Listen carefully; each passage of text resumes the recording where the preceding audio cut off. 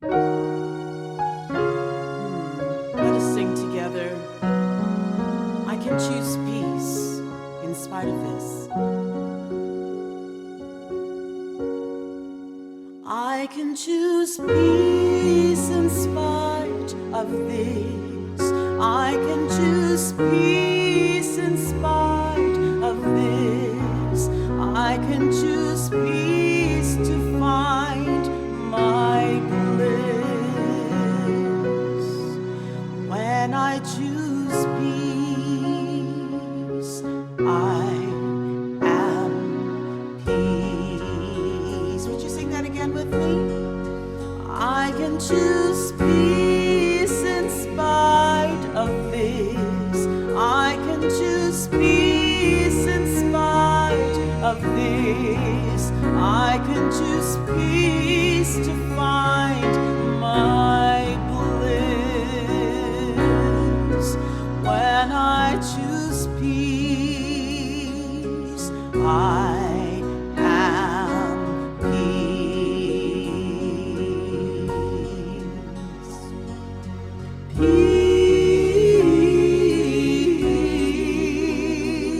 Peace. I choose peace. Peace.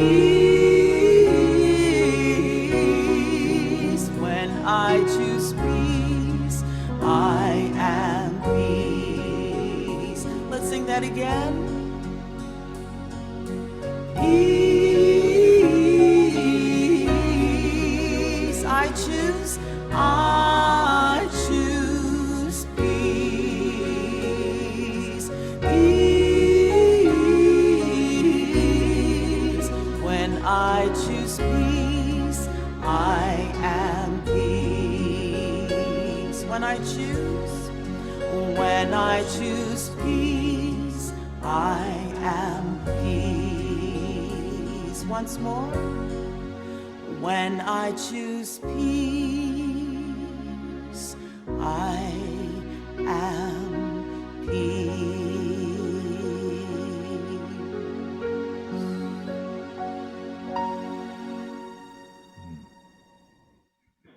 So as we choose peace, I'm going to light a couple of candles on our Advent wreath.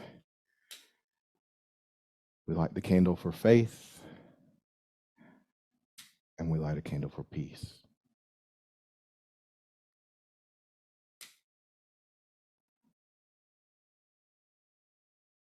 And we have faith that the candle will light. I invite you, if it's comfortable, to close your eyes, become aware of your breath. Just relax a little more into your seat. Become aware of your breath.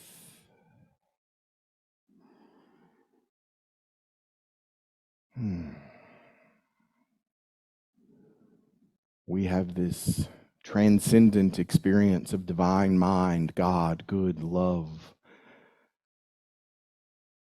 And with a gentle breath, bring your awareness fully into your own consciousness, to the stillness within, to that place where you stand centered, where you are on an arc that rises above all things. And you are still, and you are centered, and you are peace.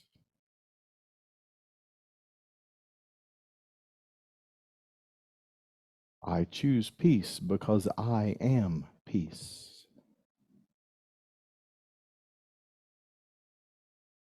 I am peace.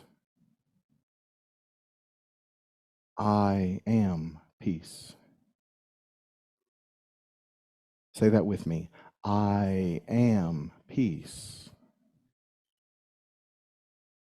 Bring your full awareness in your heart and in your mind to this idea that I am peace. I am peace. And error thoughts and ideas and beliefs are going to flow to the top, and just keep bringing yourself back to this idea, to this truth. I am peace. With that inner voice, keep affirming that as we spend a few moments in the stillness and in the silence, uniting with the truth of who we are, because when we stand in the truth that I am peace, we're just a little bit closer to knowing that oneness. I am peace. In the stillness, in the silence.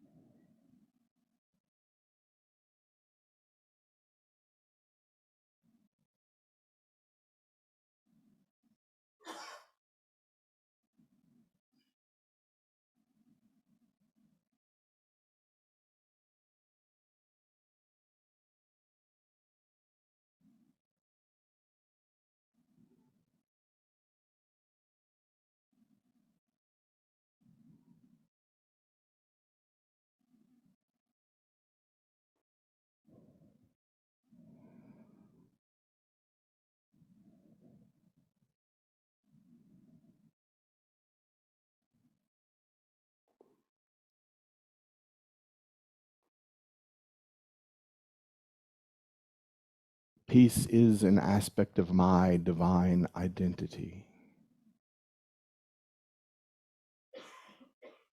I am peace. In any moment when appearances would pull me away from the truth of who I am, I can take a breath and remember I am peace. I am peace. I am peace. Affirm that with me once again. I am peace.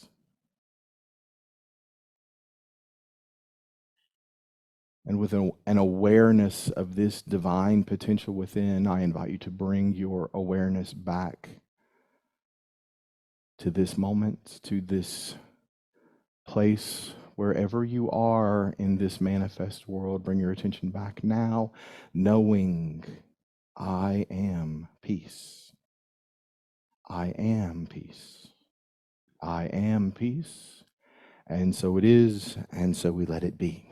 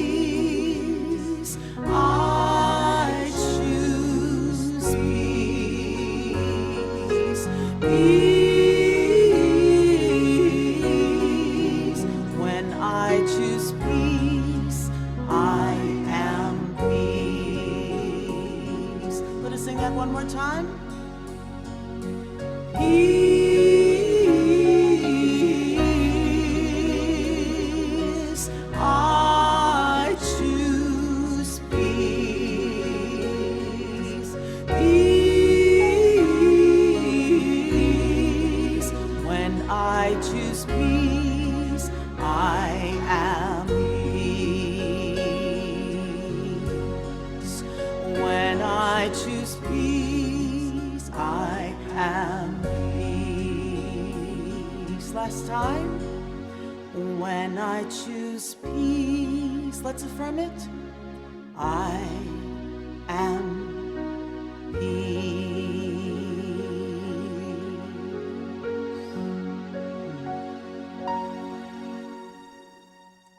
And as we prepare to receive Rev Todd's message, let us sing this one. You may know it, at least you may know the chorus of it.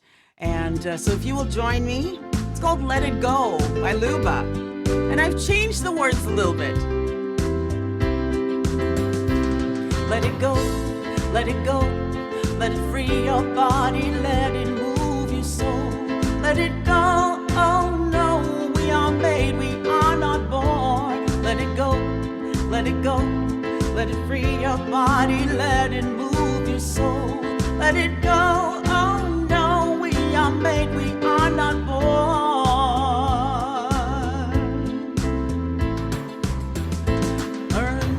Learn to conquer, learn to assert, learn to abandon ideologies and disciplines at random. Lay down the laws, lay down the rules, lay down commandments, lay down the sanctions that create this sort of madness. Let it go, let it go, let it free your body, let it move your soul.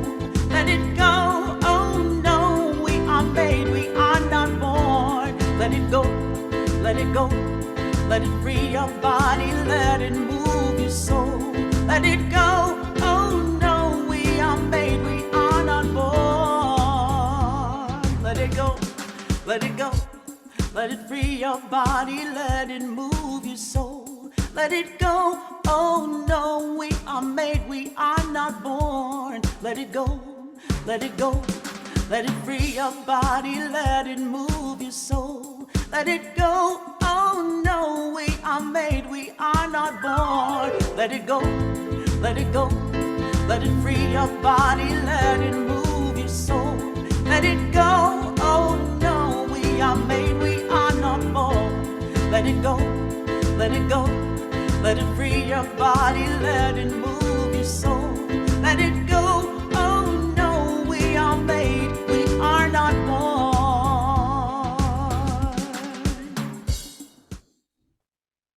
Thank you, Deidrey. I like that version a lot better, quite frankly, than Luba. So thank you so much for singing that today. Let it go. And it's not, you know, when she first said let it go, I thought, oh, not that song from Frozen.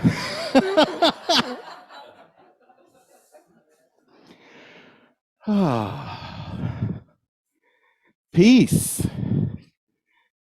And today we're talking about the power of renunciation.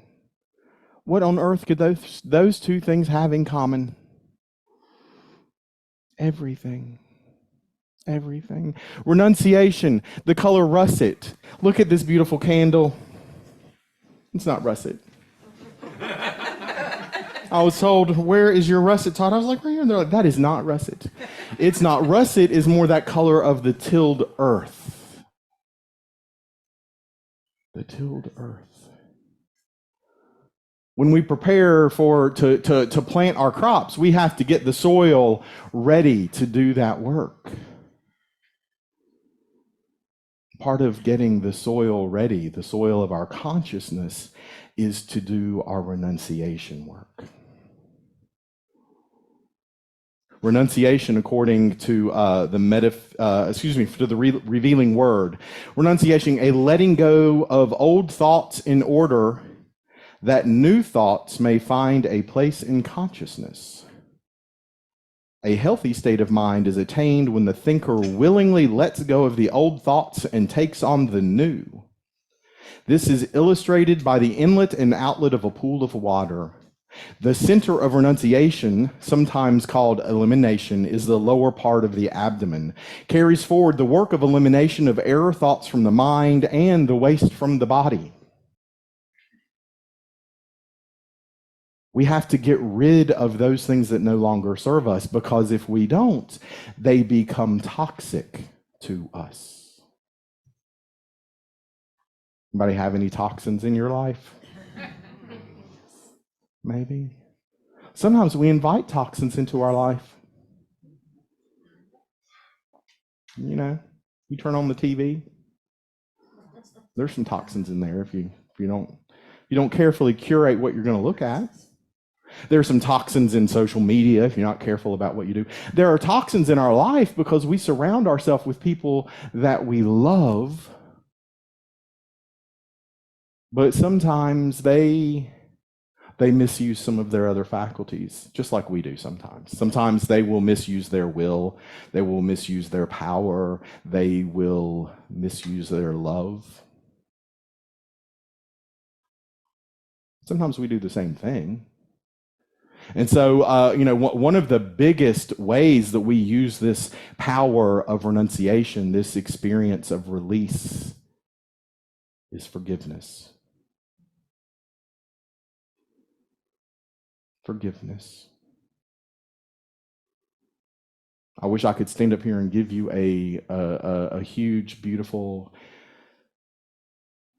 short synopsis of forgiveness. But you know what? I'm still working on forgiveness. This is one of those faculties that I am still working with. Maybe you are too. Maybe you are too.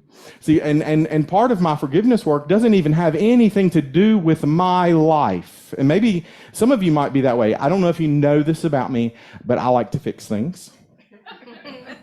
If you have a problem, I can give you a solution. And I recently, a friend of mine came and told me that they had been accepted to college, but they didn't know if they wanted to go. Didn't know if they wanted to leave because it meant their significant other had already said, well, if you leave, we will not do a long distance. I'm going to end this.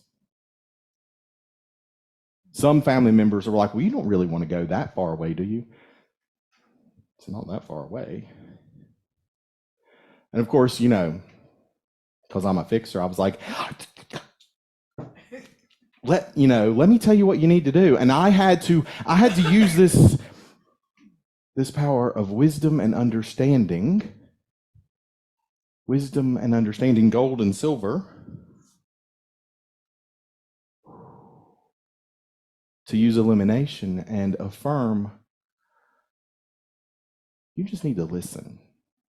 You cannot fix this. I release the idea that I need to fix this. And just be present to them. And affirm, I know whatever decision you make will be in the best and highest good for you and for everyone else involved. Because I can't fix everybody else's ideas. I can't fix their perceptions. I can't fix this person's significant other so that they could understand how, I know plenty of people that are in long distance relationships. But if someone's already committed this early on in their life, these are young people, that they're going to misuse their will and their power and their love, I have my judgments about that. Maybe you do too. And then I get to release my judgments. And then I get to forgive that person for having judgments, for misusing their faculties. I get to forgive myself for having my judgments, because anytime I'm not seeing everyone else in their divinity, I'm having an error thought.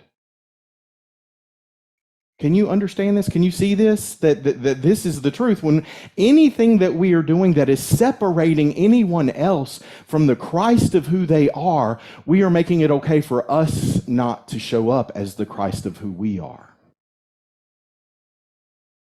The mind that was in Jesus is in us. And so we get to live and use those faculties correctly and be love. With our wisdom and our understanding, we get to identify everyone we see as an individualized expression of divine mind, that they are showing up as the potential Christ of who they are. And when we lift them up in consciousness, we lift ourselves up in consciousness. Because how many powers are there in the universe? There's one power and one presence, and everything is just an individualized expression of the one. And we want to hold each one of those individualized expressions up, that it can show up and be authentic. Authentic.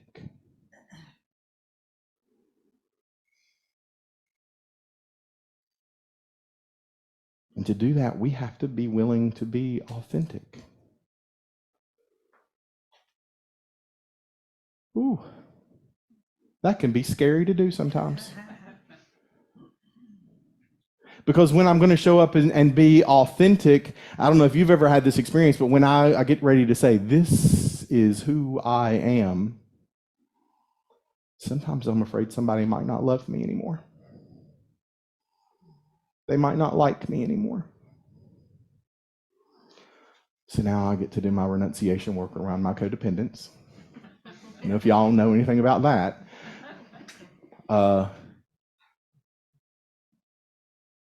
We're on this amazing spiritual journey to walk each other home.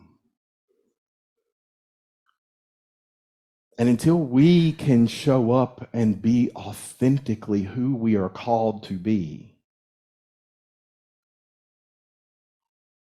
we won't be at peace. And everything that gets in the way of us showing up and being authentically who we are called to be, we have work to do. We have things we can release. Everyone that is mentioned in the Hebrew and Christian scriptures is an aspect of us in consciousness.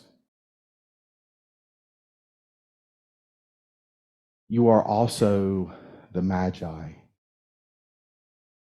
You are being called by a star to go where you are called to go, to show up and be who you are called to be in authentic ways. And everything that gets in the way of that, it's like a rock in your field where you know that you want to grow this amazing garden that you call Eden, that is your life. And Jesus said, don't like scatter your seeds on the rocks because they can't take root. You want to make sure that your soil is prepared, that the life you seek to live and the experience you seek to have in this beautiful manifest world can take root. And so we have to make sure that the soil is ready. And so that means we use our renunciation. I was talking earlier this week in our classes, we were talking about power. And many years ago, I did a talk called Taking Out the Trash. Taking out the trash. And we have all these error thoughts, these ideas, and we eliminate them, we release them. And as I'm wont to do, I'm standing there and I am talking, and this is back when I used to have to write everything down and read it, and that voice over here would be like, no, you've got to say this now. And I realized in saying this about talking out the trash that it's not that we take it over there to the trash bin and send it away, but we move it over here to the compost pile because it is part of who we are, and we compost it so that we can make the life we want to using all of the richness that we have experienced in this world. Every step that we have taken has been made in order. Oh, we get to talk about order next week. Has been taken in order so that you can finally reach the place where you see that star and you can see that manger and you can see the Christ of your being coming into the world.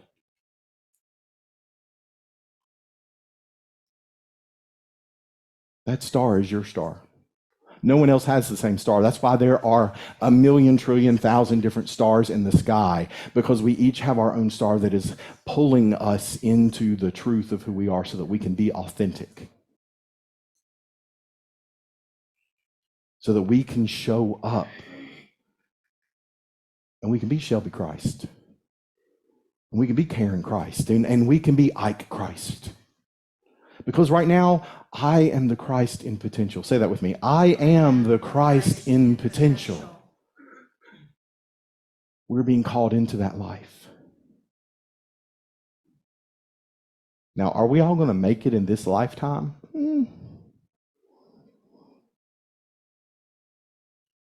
Maybe. You know, I have a little fear around that too, that I need to forgive. In the history of the world, that, you know, those people that have achieved that oneness, that awareness, that experience,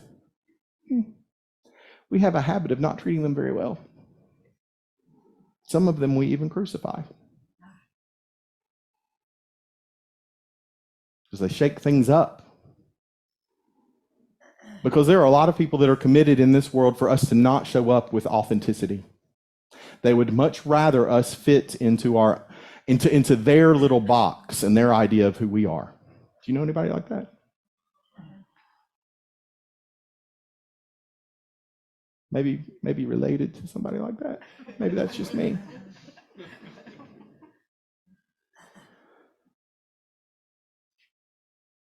Authenticity is your greatest gift to this world. But authenticity means that you have to get really clear on where your star is. What is that star for you? You're being called to follow that. And those things that get in the way, those thoughts, those ideas, those beliefs, those emotions that get in the way, you get to renunciate. You get to move them into the compost pile and let them become fertile soil for your life as you recognize the truth of everyone else. And practice forgiveness. Practice forgiveness.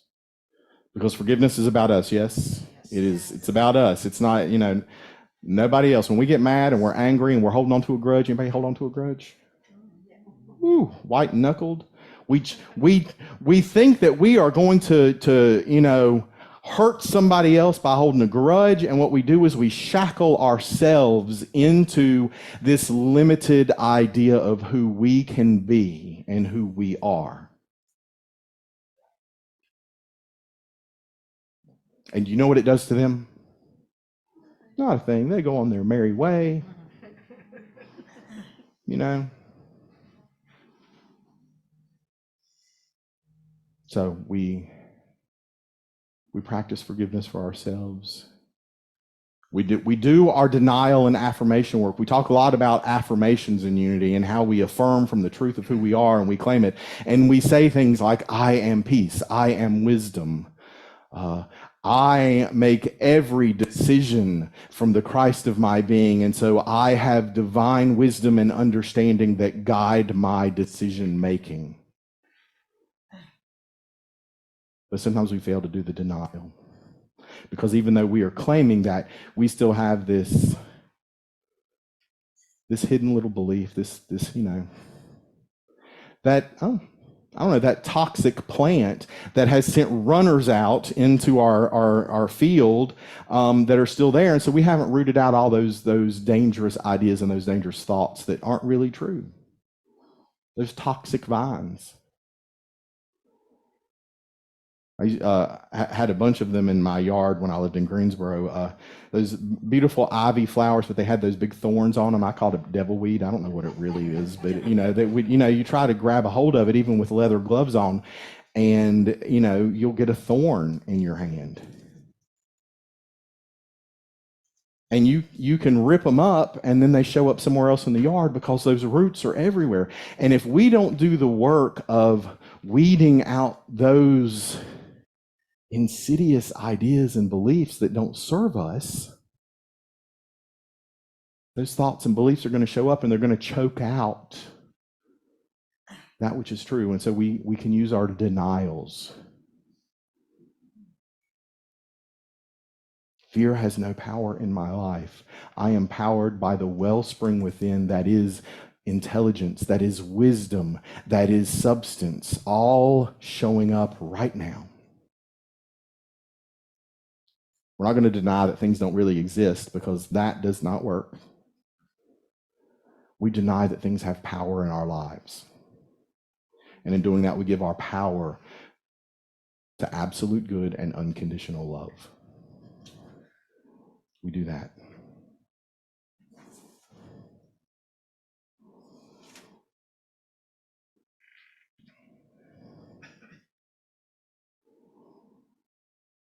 This is another quote from Charles Fillmore. This is from the 12 Powers of Man. Thoughts have a 4-dimensional capacity, while things have but 3. Yet thoughts are limited to the realm in which they function, and man's consciousness, being made up of thoughts, is of like character. Thus it is possible to overload the mind as one overloads the stomach. Thoughts must be digested in a manner similar to the way in which food is digested. An eagerness to gain knowledge without proper digestion and assimilation ends in mental congestion. The mind, like the bowels, should be open and free.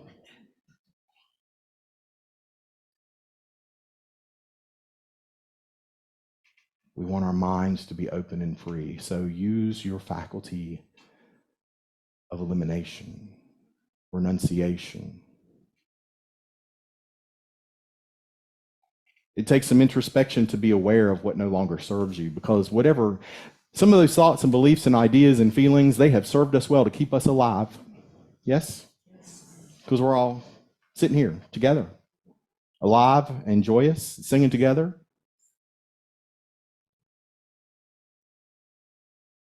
And that part is amazing. But we have to let go of those things that no longer serve us.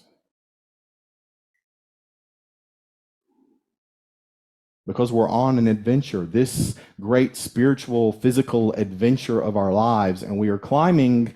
It's like climbing the mountain, right? There are many paths up the mountain because there are many different stars showing the way to get up the side of that mountain. So we're all climbing this mountain, and there are campsites along the way where we can get new supplies, get the new things that we're going to need. If we try to carry everything with us, we will never make it to the top. We will never find the star.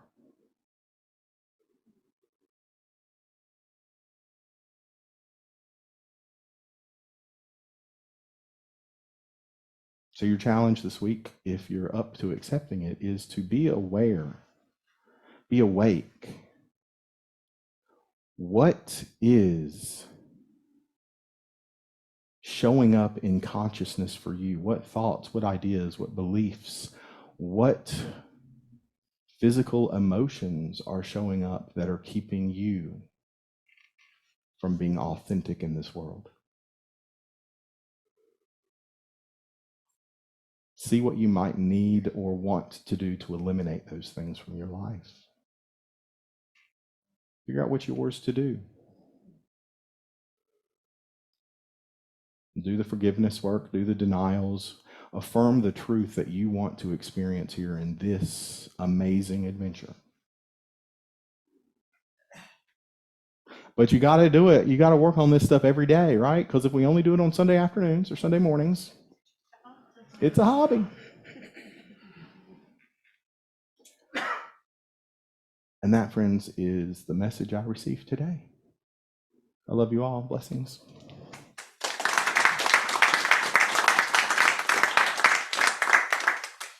Thank you so much, Rev Todd. Thank you for your wisdom. Letting go of the things that we no longer need so that we can remain in authenticity and integrity with ourselves. So we're going to do some letting go right now. And we're going to do it in fun. So we're going to do, I let go of the things that I no longer need. I let in all I need to set my soul free.